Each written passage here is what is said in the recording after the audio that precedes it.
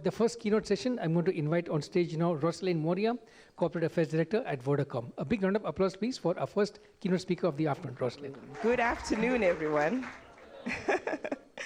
And I do get the graveyard shift with the rest of you who chose to stay behind for the remainder of the afternoon. Thank you very much.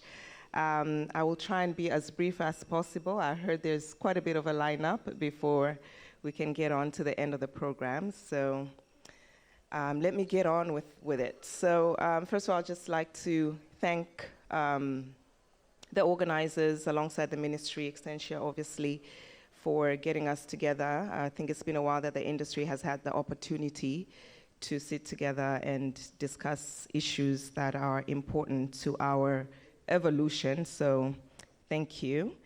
And allow me to just get straight on with it, with what we may have heard from the day's discussions. We've heard from government, we've heard from players in the ecosystem and colleagues from neighboring countries.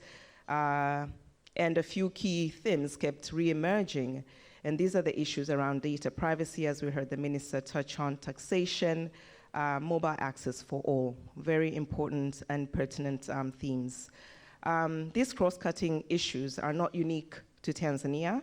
And usually, when you think about Tanzania, here we are discussing the rest of Africa, and therefore they do apply to the entire continent. But there have also been some positives, such as the remarkable public-private sector partnerships that continue to address policy and operational issues and the evolution of the industry. Therefore, what is to be done? You know, someone asked this earlier. For me, it really starts with harmonizing and ironing out the issues that hurt our ecosystem. These discussions start in settings such as this and should be taken up in discussions between operators, regulators, policymakers, to point where we achieve common ground, especially where it is beneficial for our people, the country, and the continent at large. These decisions have to then be transformed into policy. As we continue to press for these changes, we telcos must continue doing what is required in order to bring about positive socioeconomic change. And this is none other than using technology for good. In this regard, ladies and gentlemen, I'd like to speak a little bit about my employer, Vodacom, and speak about where we have taken the lead in working towards attaining digital transformation across the continent. Vodacom has invested heavily in network infrastructure, and our investment in Tanzania over the years is testament of the drive that we have towards achieving universal access. We've continued to lead in adopting new technologies and digital evolution at a remarkable pace. Just last week, let me brag a little bit more. Just last week, we introduced the 5G network in Tanzania, which is a testament to Vodacom leading the way towards digital transformation in Tanzania, where, as you all are aware by now, fixed wireless access is our lead use case, powering up homes and businesses. It is clear that the telco business has evolved immensely over the years, but Vodacom Tanzania is now going beyond being a telecommunication service provider. We have transitioned into being a fully fledged technology and communications company, and our growing innovative platforms and technology solutions are proof of this. These are platforms such as M-Pesa, which drives financial inclusion, and Kulima, which is revolutionizing agriculture, starting with farmer registration, a program that we recently kicked off with the Ministry of Agriculture. We also have a platform called Ifahamu, which sees to the inclusivity of education on the education front, just to name a few platforms that we've rolled out. At Vodacom, we also believe that the mission to achieve an all-inclusive, sustainable digital society goes hand in hand with empowering and creating an enabling socioeconomic environment for Tanzanians, especially understanding that technology plays a critical role in providing that enabling environment. It is with this conviction that from early on, Vodacom Tanzania started investing in socioeconomic welfare of Tanzanians through innovations.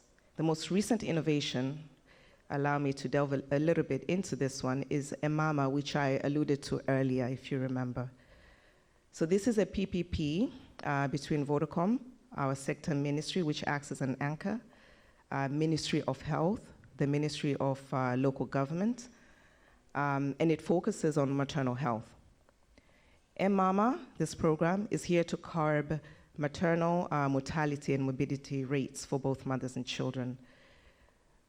And it results, those kinds of deaths that result from lack of efficient access to medical facilities when a pregnancy is due or during an emergency. The Mama solution has significantly reduced the rate of maternal and newborn deaths by 40 and 45% respectively in the pilot that we did in Shinyanga a couple of years ago. And that success there is what has now resulted in us taking the program nationally, like I alluded to earlier, and we're now going into all 26 regions of Tanzania, one at a time, and by 2024, we'll be all over Tanzania, again in partnership with the 3 ministries that I alluded to earlier. And on this front, we've made an investment of close to $17 million, which is a CSR commitment, to be honest. But again, there is investment that is coming in from the government as well, a very good show of how PPP works. But then innovation involves, there is innovation here at the center of this program, and it's innovation that involves the use of GPS location, mobile money for payments. There's elements of AI, big data, all of which take into account the relevance in the program design and addresses local relevance as well. Other such collaborations include eFahamu, which is an e-learning platform accessible to all and is zero rated for Vodacom subscribers. The platform is equipped with a library that we've put up with the help of TIE, which is the Tanzania Institute of Education.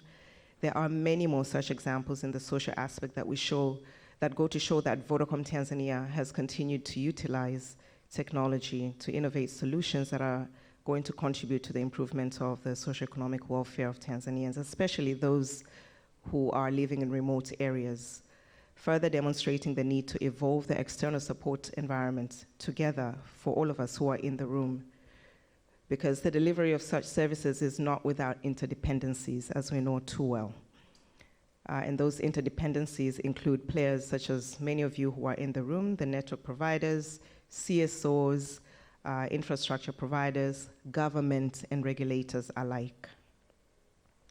So when it comes to achieving a digital society, we are still experiencing some holdups, and there is still a huge usage gap in the uptake of these digital technologies.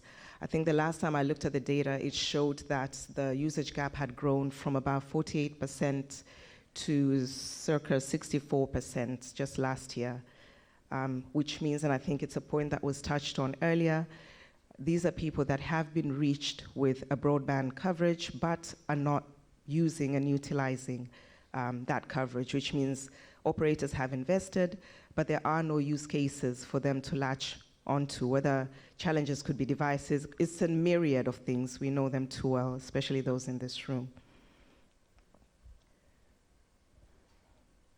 So the holdups are there, the challenges are there, and addressing them means we need to continue working collaboratively. All in all, our visionary ambitions to realizing a digital Tanzania in partnership with other ecosystem players is most likely to blossom and grow in a setting with easier and affordable internet access. Telcos alone cannot guarantee this without the intervention of regulators and policymakers.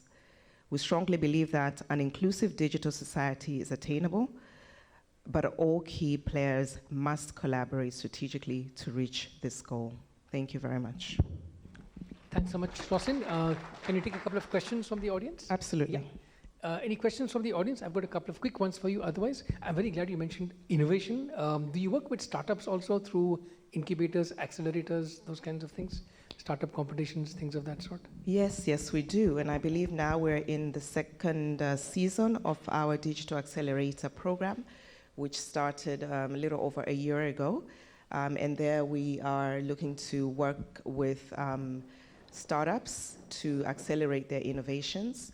We had a few winners from our first cohort. I believe a good percentage of them were women. Very happy to have seen that. We're now in rounds, we're doing roadshows to invite those who are willing to participate as we go into the second season of our digital accelerator, Vodacom Digital Accelerator. Great, thanks. Any other questions, comments from the audience, suggestions, feedback? Otherwise, my last question for you would be, any of these initiatives have to do with the environment? Are you working on green initiatives, those things? Yes, especially as I do head the Vodacom Tanzania Foundation, we do have a program in innovation. That's just on the CSR side. We've been working again through the Vice President's office in a program to green Dodoma, and we've moved and elevated that after investing, I think, around 300 million shillings. We've moved that program into Pugu Kazi? Yeah, that in Pugu. So making sure that we preserve the forest. And in these programs, it's not just about planting trees. It's also about using technology to educate people and the masses, especially in the area that is affected, about good use of the environment, or how to preserve the environment. But then in addition to that, if you come back and if we introspect and look at how we run our networks and our operations, we are also very energy efficient in those spaces as well, using hybrid technology to ensure that we also have a commitment towards zero, the carbon emission commitments by 2030, I believe, which means we are investing to ensure that we are energy smart and we are a responsible citizen in that space as well. Brilliant. Thanks so much, Rosalynn. A big round of applause, please, for our first keynote speaker of the afternoon, Rosalynn Mworia.